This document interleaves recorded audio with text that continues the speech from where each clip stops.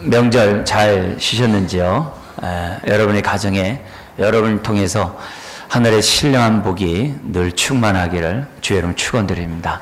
그래서 항상 자긍심을 가지고 하나님이 나를 구원하시면 나를 통해 우리 가정을 하늘의 축복을 받고 우리를 만나는 사람들이 나를 통해서 하나님의 생명을 맛보기 위함이라는 사실을 늘 확신하면서 매사 사람들을 대할 때마다 그런 당당함, 담대함으로 우리들이 사람들을 대해야 될 줄 믿습니다.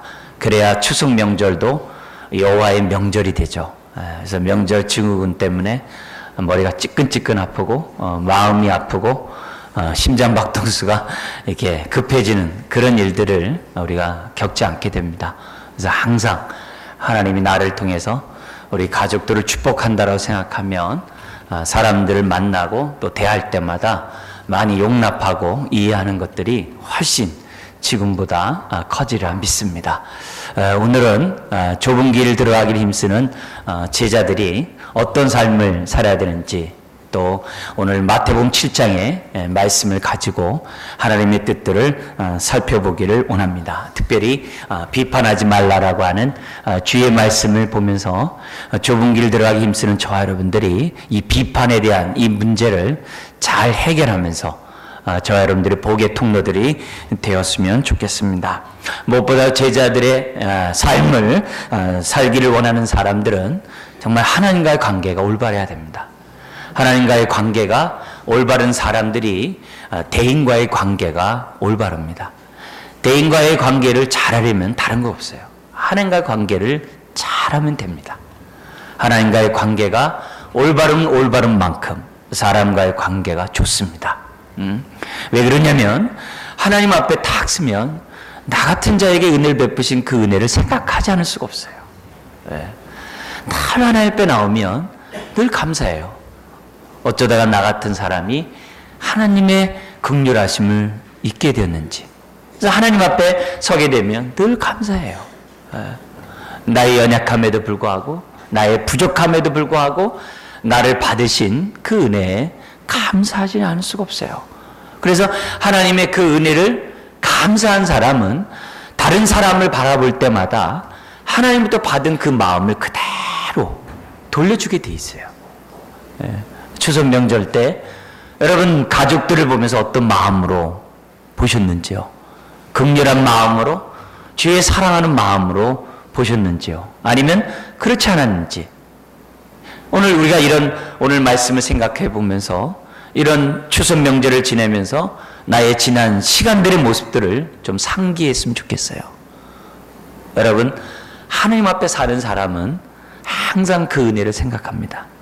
그리고 나 같은 자를 용서하시고 받으신 그런 마음을 가지고 항상 가족을 대하게 돼 있고 친지들을 대하게 돼 있고 이웃을 대하게 돼 있어요. 그뿐만이 아닙니다. 하나님이 우리를 보실 때마다 사랑하신다라고 얘기한 것만이 아니라 나를 믿으신다 했어요. 신뢰한다 했어요. 지금은 부족하고 모자라고 연약하지만 나에 대해서 기대하신다 그랬어요. 그 말을 한마디로 표현한 것이 우리 아까 찬양도 부르셨습니다만 기뻐하노라. 너를 인하여 기쁨을 이기지 못한다라고 우리 하나님 말씀하시죠. 그렇기 때문에 하나님으로부터 내가 신뢰함을 받은 나 같은 자를 하나님이 믿고 바라고 견디고 참아내시는 그 사랑을 경험한 사람은 나를 만나는 사람들을 볼 때마다 먼저 신뢰하는 마음으로 다가가요. 의심하고 사람에 대해서 불신하고 그런 마음으로 대하는 게 아니라 하나님의 신뢰를 받은 사람은 사람들을 대할 때마다 마음을 열고 신뢰하는 마음으로 사람들을 대하게 돼 있어요. 그게 하나님 앞에 올바른 사람들의 태도입니다. 여러분 한번 질문하겠습니다. 하나님의 사랑을 받으셨습니까? 하나님이 여러분을 기뻐하심을 믿으십니까? 그렇다면 오늘 우리들의 삶 속에서 사람들을 만날 때마다 상대방을 긍휼히 여기고 또 상대방을 신뢰하는 그런 마음을 저 여러분들이 가져야 될 줄 믿습니다. 그러면 그 삶은 형통하게 돼 있어요. 그를 만나는 사람들은 살아나게 돼 있어요.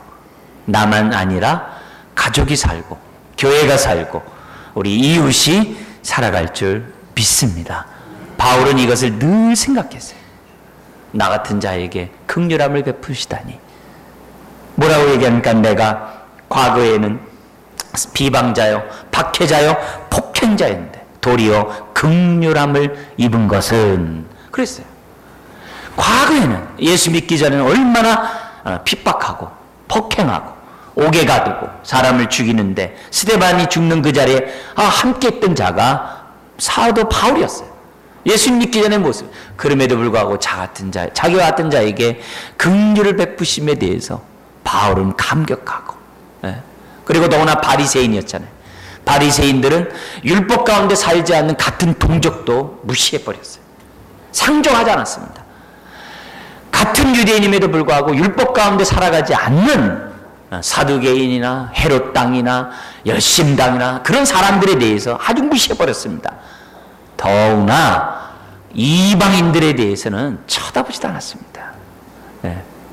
좀 심한 말이겠습니다만 그 당시 그 율법에 있는 그런 책, 그들의 책에 보면 지옥 땔감으로 봤어요. 그렇게 아주 무지막지하게 봤어요. 그랬던 사도 바울이 은혜를 입고 난 다음에 어떤 자의 사도가 됩니까? 이방인의 사도가 됩니다. 가장 미워하고 가장 싫어한 그 사람에게 주의 사랑을 전하는 이방인의 사도가 되었던 거죠. 그래서 바울은 자기가 이런 긍휼을 입은 것에 대해서 잊지를 못해요. 그래서 그가 로마서를 쓸 때 로마서 그 편지 14장 15장에 자기가 경험한 그 체험을 14장 15장에 풀어냅니다. 당시 로마 교회는 믿음이 좀 좋다고 하면서 자기가 강하다고 성숙하다고 하면서 자랑하는 자들이 있었어요.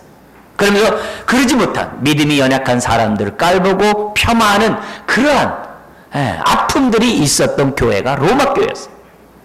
또 그런 자유자, 믿음이 강한 자들 향해서 그들이 말할 때 연약하고 율법적인 이런 사람들은 오히려 어떻게 돼요? 상대적으로 반작용으로 서로 비판하고 교회가 다툼 속에 있었던 것이 로마 교회였어요. 왜냐하면 먹고 마시는 문제, 날과 절기를 지키는 문제 때문에 로마 교회가 시끄럽습니다.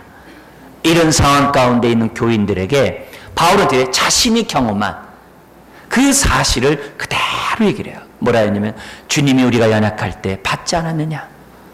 우리가 죄인 되었을 때 받지 않았느냐? 그렇다면 너희들도 서로 받아라. 주님이 받으신 것처럼 너희도 서로 받아라. 더구나 강한 자는 스스로 믿음이 있다라 하고 스스로 내가 성숙하다라고 하는 사람은 약한 자의 약점을 용납해야 그것이 진정한 자유고 그것이 진정한 하나님의 사랑을 입은 자라고 그게 바로 삶의 예배요 영적인 예배라고 로마서 15장에 말씀하고 있어요. 오늘 주님이 서로 비판하지 말라라고 하는 이 메시지도 동일합니다. 주님의 의도는 다른 게 아니에요.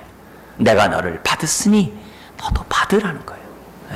과거의 옛사람의 삶의 형태인 그 모습처럼 또 세상 사람들처럼 비판하고 또 비판당하는 그런 삶을 더 이상 살지 말고 하나님의 긍휼을 입은 자로서 이제는 서로 받으면서 서로 용납하면서 서로 격려하면서 그리스도의 몸을 세워갈 것을 우리 주님은 지금 비판하지 말라는 말씀을 통하여 우리에게 말씀하고 있습니다. 특별히 오늘 말씀은 산상수훈 가운데 우리 하나님이 주신 말씀이죠. 1절에 뭐라고 되어 있습니까? 같이 읽어볼까요? 비판을 받지 아니하거든 비판하지 말라. 그죠? 비판을 받지 아니하거든 비판하지 말라. 2절에 그 이유가 나오죠. 비판하는 그 비판으로 너희가 비판받기 때문이라는 거예요. 너희가 헤아리는 저울추, 저울을 다는 그 모습으로 너희도 똑같이 저울을 달아가지고 너도 동일하게 비판을 너희의 허물과 너희의 약점들을 당신네들도 받게 된다는 거예요. 특별히 여기서 비판하지 말라는 것은 진리와 비진리에 대한 얘기가 아닙니다. 정의에 관한 그런 불의에 대한 얘기가 아닙니다. 상대방에 대한 모자람, 연약함, 부족함, 때로는 잘못함, 때로는 옳지 않은 그런 행동에 대해서 뭐냐면 정죄하거나 비판하지 말라는 내용이죠. 진리에 대해서, 비진리에 대해서 비판하고 올바로 진리를 세워가는 것은 마땅히 해야죠. 그러나 용납하지 못하고, 또 하나 추석 명절 속에서 한 가족임에도 불구하고 이해하지 못한, 또 서로에 대해서 그런 아픔을 드러내는 그런 행동에 대해서 당연한 그런 분위기 가운데 있다고 한다면 그런 것들을 멈추라. 만약에 이 마태복음의 배경 속에서 지금 5장의 산상수훈이 뭐가 나옵니까? 바리새인과 서기관보다 더 나은 의의 삶을 살지 않으면 천국까지 못한다 했어요. 그런 시각에서 본다면 바리새인과 서기관들은 어떤 사람들이에요? 율법대로 살지 못한 사람들에 대해서 비판했어요. 정죄했어요. 그런 유대인과 거의 바리새인과 서기관들은 당연히 천국 가지 못하겠죠. 그런 부분에 대해서 우리 주님이 지금 비판하지 말라고 하는 말씀을 가지고 우리들에게 교훈하고 있어요. 더구나 우리가 이 비판 속에서 우리가 알아야 될 것이 뭐냐면 이 비판에 쓰여진 이 단어가 습관화된 걸 얘기를 해요. 이미 선포가 돼버린 거예요. 여러분, 비판하는 사람들은 계속 비판합니다. 이미 그 비판이 몸에 익어요. 더구나 우리가 사는 이 사회는 비판하는데 아주 익숙한 세상 가운데 사는 것이 우리들입니다. 그러다 보니 남들이 비판하다 보니까 내 자신도 비판하는 것이 그렇게 자연스러울 수가 없어요. 거기에 대해서 우리 주님은 옛사람의 그 특징인 그 비판을 내려놓고 다시 한번 하나님이 너를 용납한 그 은혜와 그 긍휼을 더딘 가운데 살아가야 할 것을 지금 우리들에게 권면하고 있습니다. 자, 좀 더 우리가 살펴보기 위해서, 그러면 왜 우리가 다른 사람들을 비판하는가? 왜 옛사람의 특징인 그 비판하는 모습이 우리 가운데 또한 믿으면서도 불구하고 여전히 있는가? 한번 여러분이 잘 아는 내용이지만 한번 좀 정리하면서 이 여러 가지 가운데 하나라도 걸린다고 한다면 이 시간이 다시 한번 옛사람을 벗어버리는 귀한 시간 되시기를 주의 이름으로 축원드립니다. 왜 비판합니까? 무엇보다도 사람들이 자신의 유익을 구하고자 비판합니다. 남의 불행이 자신의 행복이라는 그런 말이 있어요. 더구나 경쟁사회에 사는 오늘날에는 남들이 뭔가 이렇게 약점 있고 뭔가 잘못된 게 드러나야 자신들의 덕을 보는 이 세대 가운데 살고 있는 것이 오늘 우리나라의 사회고 우리들의 삶입니다. 이웃이 밭을 사면은 논밭을 사면 배가 아픈 것이 오늘 우리가 사는 이 사회이다 보니까 많은 경우에 있어서 비판하는데 익숙합니다. 만에 하나 남들을 비판함으로 내가 조금이라도 유익을 얻는 그런 마음 심보가 있다면 오늘 이 시간에 나의 모습을 정말 심각하게 봐야 될 줄 믿습니다. 남을 비판하고 남의 약점을 드러냄으로 인해서 조금이라도 나에게 유익을 얻고 조금이라도 나에게 득을 얻는다라고 한다면 문제입니다. 심지어는 공공의 유익을 말한다고 하면서 공공의 정의를 말한다고 하면서 자기가 이득을 보는 것이 조금이라도 있다고 한다면 멈추셔야 됩니다. 멈춰야 됩니다. 멈춰야 돼요. 오늘날에는 사람이 총각 칼에 의해서 죽는 사람보다도 사람의 말 때문에 화병 때문에 죽는 사람이 더 많대요. 총칼은 그 즉시 고통 속에서 끝나지만 말로 인해서 받은 그 아픔은 평생 그 인생을 파괴하고 그 주변 사람들을 파괴하는 무서운 여러분 영적인 적인 것을 저 여러분들이 기억하셔야 됩니다. 뿐만 아니라 우리가 비판하는 이유가 뭡니까? 자신의 약점을 감추기 위해서 비판하는 경우가 많이 있습니다. 그래서 이 잘못이 나만의 잘못이 아니라는 거예요. 모든 사람들이 다 잘못 가운데 있고 연약하고 부족함 가운데 있다는 것을 드러내기 위해서 어떻게 보면 자신의 약점을 감추기 위해서 사람들이 많이 비판하곤 합니다. 나나 당신이나 다를 바가 뭐냐는 거죠. 그래서 진흙탕 속에서 뒹구는 것이 오늘 우리들의 모습이고 이 사회의 모습입니다. 그러다가도 조금이라도 어떻게 돼요? 자신의 약점이 그만큼 드러나면 상대적으로 나는 즐거운 거죠. 이 모양 저 모양으로 자신의 약점을 감추기 위해서 남의 허물을 드러내는 그런 일들이 많이 있다고 그래요. 여러분, 심리학자의 글에 보면 이와 연관된 글이 있습니다. 뭐냐면 상대방에 대해서 유난히 비판하는 그 내용을 보면 그 비판 내용과 그 사람이 무관하지 않다는 거예요. 무관하지 않다는 거예요. 거짓말을 잘하는 사람은 남들의 거짓말 금방 알아채립니다. 이익을 보는데 아주 능수능란한 사람은, 남을 이용해서 이익 보는데 능수능란한 사람은 남들이 이용하는 것을 금방 안됩니다. 여러분 혹시 또 추석 때 고돌이라도 치셨는지 모르겠어요. 우리나라 옛날에 세 사람만 모이면 어디 가나 고돌이 치는다고 막 해서 망구병이라고 말하면서 막 치고 막 그러잖아요. 그죠?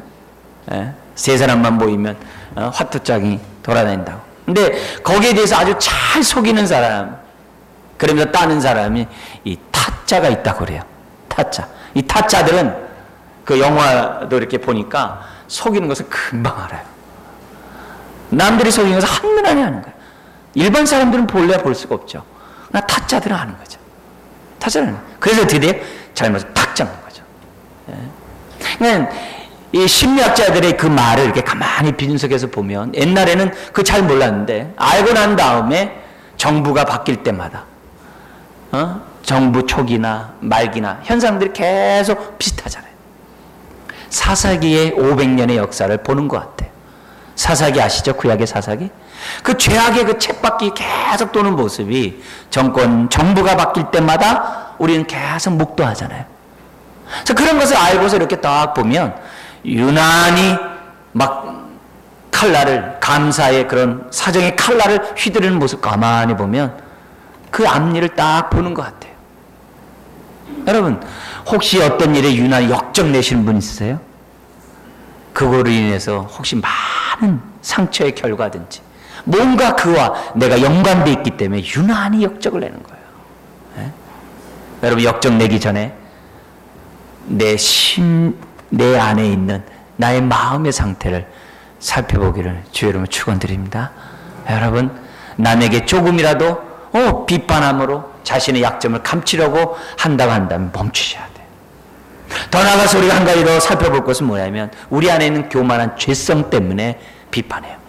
특별히 어떤 교만이냐면 자신의 의의를 드러내고 자신이 남보다 낫다라고 하는 그 자랑하고 싶어서, 그래도 나는 저 사람보다 낫다라고 우쭐대고 싶어서 사람들이 비판하는 경향이 있습니다. 그래서 남들이 잘 되는 꼴을 못 봐요. 남들이 잘 나가는 모습들을 보지 못해요. 어떻게 하든지 간에 자기가 그들보다 조금이라도 낫다라고 생각하는 가운데 비판하는 경우가 많이 있었어요. 예수님 당시의 바리새인과 서기관들이 대표적으로 했어요. 오늘날로 바리새인과 서기관들은 누구라 연관할 수 있어요? 뭔가 좀 남들보다 낫다라고 하는 도덕군자들. 신앙생활하면서 좀 더 남들보다도 좀 성숙하다라고 뽐내는 사람들이 오늘날의 바리새인과 서기관이라고 말할 수 있죠. 그 당시 바리새인과 서기관에 대한 주님의 말씀이 뭡니까? 회칠한 무덤이라 했어요. 회칠한 무덤. 조금이라도 자기 의의를 드러내고 조금이라도 자랑하는 마음, 이 교만한 마음, 겸손한 마음이 없다면 멈추셔야 됩니다. 남의 약점을 말하고 남의 잘못을 말할 때 조금이라도 자기를 드러내려고 하는 그런 모습이 있다고 한다면 저와 여러분들은 멈추셔야 됩니다. 그렇지 않으면 내 인생이 파괴되고 내 가족이 파괴되고 내 주변 사람들이 파괴될 수 있다는 사실을 잊어서는 안 돼요. 물론 시기심 속에 남을 비판하는 것도 마찬가지예요. 사울왕이 다윗을 시기하는 가운데 그를 죽이려고 했고 가인과 아벨도 마찬가지죠. 처자들이 다 탕진하고 돌아온 자기 동생을 보면서 가졌던 그런 마음 심보를 가지고는 비판하지 않을 수 없겠죠.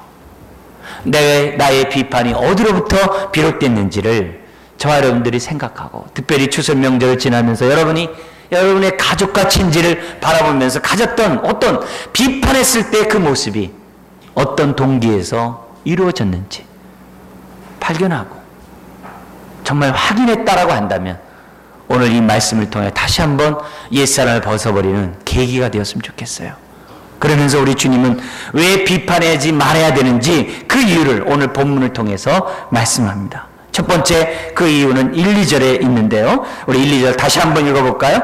비판을 받지 아니하려거든 비판하지 말라. 너희가 비판하는 그 비판으로 너희가 비판을 받을 것이요 너희가 헤아리는 그 헤아림으로 너희가 헤아림을 받을 것이니라. 여러분, 이 7장 1, 2절의 말씀, 누구로부터 비판받고 누구로부터 헤아림을 받는다는 얘기입니까? 그냥 7장 1절을 보면 사람들이겠죠. 내가 비판하면 그 비판받은 사람들로부터 너는 뭐 깨끗하냐는 비판 받겠죠. 그렇게 이해하면서 우리가 본문을 보겠죠. 그러나 5장 6장의 주님의 산상수훈 속에서 1, 2절을 보면 그 비판이 누구의 비판이냐면 바로 그 6장에서 얘기한 게 뭡니까? 너희가 금식할 때, 너희가 기도할 때, 너희가 구제할 때 사람에게 보이려고 하지 마라.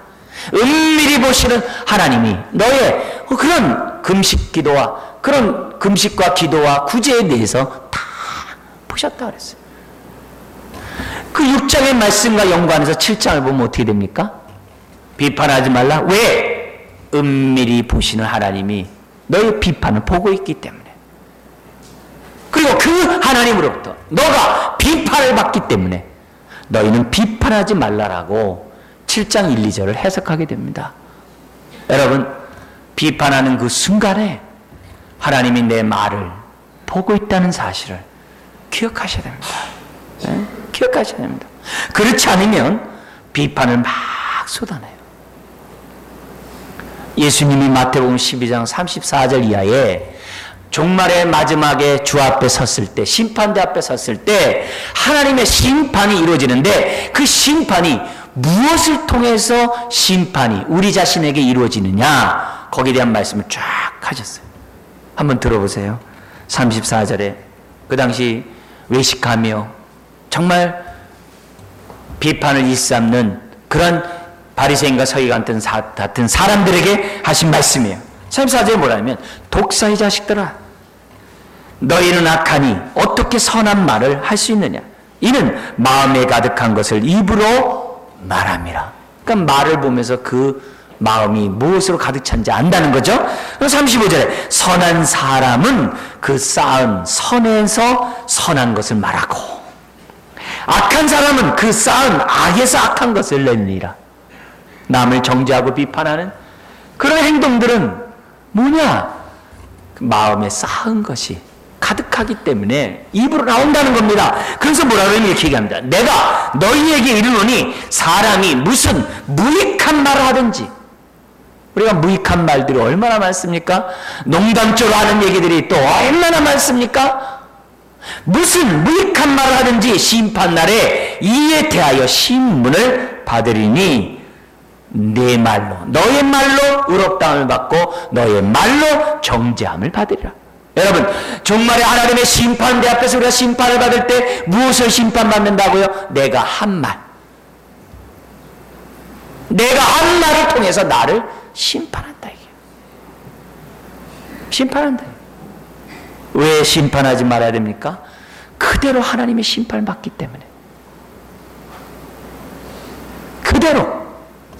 더구나 비판하는 순간에 뭐가 됩니까? 내가 재판장이 된 거예요.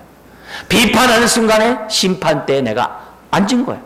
비판하는 그 순간에 공의의 하나님, 심판자 하나님은 저리 가버리고 자기가 하나님 재판장인 양 하나님 노릇하고 있다는 거예요. 그게 비판이에요. 남을 정죄하고 판단하고. 네. 비판의 행위가 그만큼 무서운 거예요. 자기가 하나님인 양, 재판장인 양 그 순간에 재판장 노릇을 하고 있으니 어찌 하나님의 심판을 피할 수 있겠냐 이게. 여러분, 사실 비판하는 순간 그 사람의 마음에는 하나님이 안 계세요. 하나님이 계시다면 비판할 수 없어요. 하나님이 안 계시고 자기가 하나님 자리에 앉으니까 비판하는 겁니다. 그래서 비판하는 그 순간에 하나님 없어요. 부채 없어요. 다른 말로 하면 하나님이 계시다는 것을 몰라요. 무지. 우리 아까 찬송 부른 것처럼 하나님이 우리와 함께 하시는데 함께한 것을 알아들을 수가 없는 거예요.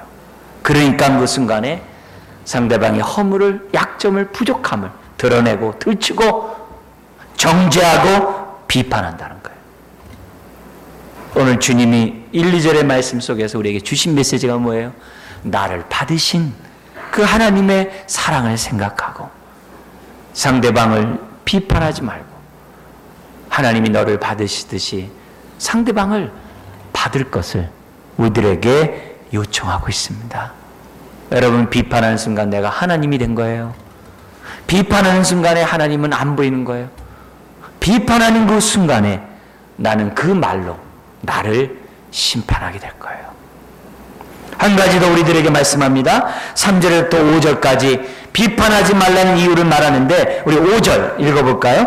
외식하는 자여 먼저 내 눈 속에서 들보를 빼어라. 그 후에야 밝히 보고 형제의 눈 속에서 티를 빼리라.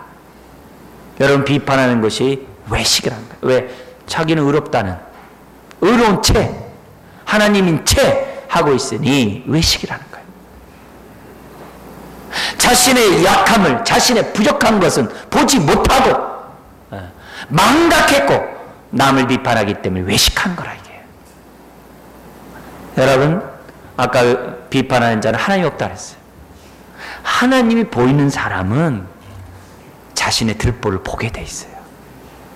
하나님 앞에 서면 받은 바 들보까지도 용서하신 주님의 그 사랑을 깨닫게 돼 있어요.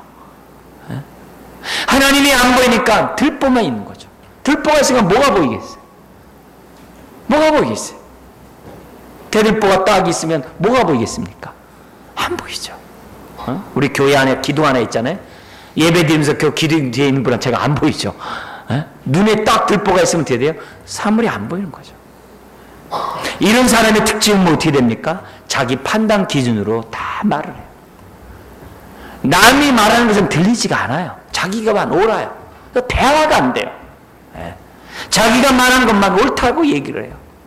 다른 사람의 말에 대해서는 들을 귀가 없어요. 눈에 들보가 있는 사람들의 특징이죠. 그러니 자연스럽게 외식하게 되고 위선자가 되고 하나님의 은혜에서 멀어져가는 사람이 될 수밖에 없는 거죠. 비판은 외식하는 자와 똑같습니다. 그동안에 내가 비판한 모습들을 상기하면서 하나님, 혹시라도 그것이 내가 외식한 모습인지 모르고 했다고 한다면 이 시간에 용서를 구해야 할 거예요. 하나님 없이 하나님 노릇한 모습이 나에게 있다고 한다면 하나님 앞에 용서를 구해야 할 것입니다. 여러분, 젊고 폐의가 있을 때 많은 것들을 비판합니다. 그게 또 비판의 특징이죠. 근데 그 비판의 내용이 진리에 관한, 정의에 관한 부분이 아니라 인격과 연관된 비판이라고 한다면 멈춰야 되겠죠. 그리고 나이가 먹어서 변해야 된 비판이라고 한다면 객관적이지 못하는 증거죠. 우리는 항상 남에게 말을 할 때마다 하나님 앞에서 내 자신을 보면서 말해야 돼요. 성경에서 말하는 비판의 목적은 외식을 없애고 하나님의 뜻을 드러내고 하나님의 받은 바 그 사랑을 드러내므로 서로 살기 위해서 하는 것이 비판이에요. 상대방을 죽이고 내가 살려고 하는 것이 비판이 아닙니다. 성경적인 비판은 피차 하나님 앞에서 살기 위해서 하는 것이 비판입니다. 그렇기 때문에 비판의 기준은 항상 말씀이 돼야 돼요. 말씀이 돼야 돼요. 남을 권면하는 것도 비판이겠죠. 그러나 그 권면이 자기를 드러내고 상대방을 무시하려고 하는 것이 아니라 피차 살기 위해서 우리가 권면해야 되는 건 아니겠습니까? 여러분, 비판은 나를 파괴시킵니다. 내 인격을 파괴시킵니다. 하나님తో 멀어지게 합니다. 나만 파괴시키는 것이 아닙니다. 내가 가는 곳을 파괴시킵니다. 가정을 파괴시키고 우리 이웃을 파괴시키고 우리의 친지들을 파괴시킵니다. 야고보서 3장에 보면 지혜의 두 가지가 있다고 그래요. 하나는 세상으로부터 오는 지혜, 또 하나는 하늘로부터 오는 지혜가 있다고 그래요. 세상으로부터 오는 지혜는 파괴적이고 정력적이고 마귀적이고 세상적이라 했어요. 그래서 세상으로부터 오는 그 지혜는 사람들을 나누게 한다 그랬어요. 여러분, 우리의 비판이 세상으로부터 오는 지혜가 돼서는 안 됩니다. 그러면서 하늘로부터 오는 지혜가 있다 그랬어요. 그것은 화목을 이루고 화평케 한다 그랬어요. 서로를 용납하고 이해하고 하나 되게 하고 세워준다라고 하셨어요. 우리가 예수 그리스도를 믿는 그 순간에 하늘의 지혜를 받은 자들이에요. 하늘의 은혜를 받은 자들이에요. 우리가 믿노라 하면서 여전히 옛사람이 내 안에 자리 잡고 있다고 한다면 오늘 십자가 앞에 못 박아야 될 줄 믿습니다. 어떻게 보면 추석 명절 동안에 많은 아픔을 가지고 이 자리에 예배 드릴 수 있어요. 집안의 많은 문제 때문에 괴로워서 이 자리에 예배 드릴 수 있어요. 그러나 오히려 이 순간이 나의 속사람을 드러내고 나의 옛사람을 드러내고 새롭게 변화될 예배인 줄 믿습니다. 이런 예배를 통하여 다시 한번 우리들이 새로워지지 않는다고 한다면 나의 실체는 다시 잠수하게 될 거예요. 나의 정말 연약한 그 모습은 다시 내 마음 깊숙이 들어가게 될 거예요. 그리고 옛사람의 성품처럼 비판하고 또 비판하고 용납하지 않고 정죄하고 판단하는 속에 저와 여러분들이 사망의 음침한 골짜기 속에 살아갈 줄 모릅니다. 사랑하는 성도 여러분, 좁은 길 들어가기 힘쓰는 저와 여러분들은 비판하지 말아야 돼요. 비판하고 싶어하는 마음이 있을 때마다 상대방의 약점과 허물을 부족한 것을 드러내고 싶은 마음이 있을 때마다 옛사람인 것인 줄 알고 십자가에 못 박고자 해야 돼요. 그리고 새 사람을 덧입어야 돼요. 새 사람은 뭡니까? 위로부터는 지혜 가운데 화목하는 거예요. 주님이 나를 받으시듯이 받으시는 거예요. 네. 그리고 사랑의 그 원리인 것처럼 사랑의 원리가 뭡니까? 바라고 믿고 견디고 참아내는 거죠. 하나님이 나를 바라고 믿고 견디고 참아내면서 나를 신뢰했던 것처럼 믿어주는 거죠. 네. 저 사람도 나처럼 변할 것이고 주님처럼 변할 것을 기대하고 인내 가운데 살아가는 거죠. 그것이 세 사람의 특징인 줄 믿습니다. 여러분, 남을 비판할 때마다 누구를 생각하세요? 하나님을 생각하세요. 네. 그리고 비판할 때마다 하나님이 나에게 베푸신 그 긍휼함을 기억하세요. 긍휼 없는 자는 긍휼 없는 심판을 당한다라고 야고보서 2장 13절에 말씀하셨어요. 여러분, 얼마나 많은 긍휼 없는 행동들을 자행하는지 모릅니다. 오히려 우리가 비판하고 싶어하는 그런 모습이 있을 때마다 하나님, 나에게 들보가 있다는 증거군요. 하나님, 내가 하나님을 망각했다는 증거군요. 나를 용납하신 그 사랑을 잊었다는 증거군요. 하나님, 용서하시고 이제는 내가 용납하는 사람이 되게 해주세요. 그래서 비판하려고 하는 마음이 있을 때마다 반대 행동, 자꾸 격려하고 자꾸 인정하고 자꾸 오래 참고 기다리는 모습들이 저와 여러분들에게 자꾸 나오도록 해야 돼요. 여러분, 비판은 배우지 않아도 죄성 가운데 잘합니다. 그러나 용납은 훈련하지 않으면 안 됩니다. 정말 용납은 오랜 훈련을 하지 않으면 안 됩니다. 네. 날마다 십자가 앞에 엎드려 울부짖지 않으면 안 되는 것이 용납과 격려입니다. 여러분, 이것은 훈련 없이 안 됩니다.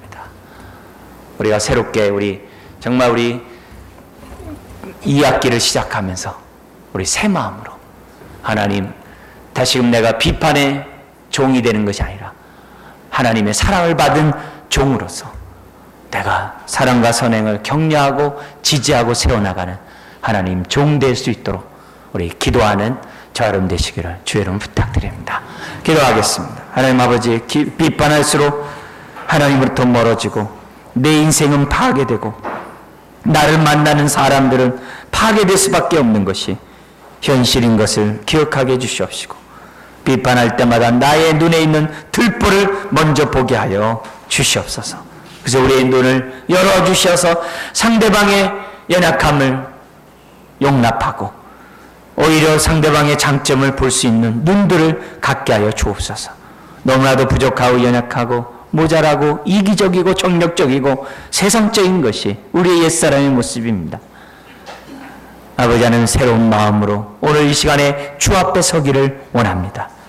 우리를 다듬어 주시고 우리를 훈련시켜 주셔서 아버지 하나님, 좁은 문 들어가길 힘쓰는 제자들이 다 될 수 있도록 하나님 은혜 베풀어 주시옵소서. 믿사오며 예수님의 이름으로 기도드리옵나이다. 아멘.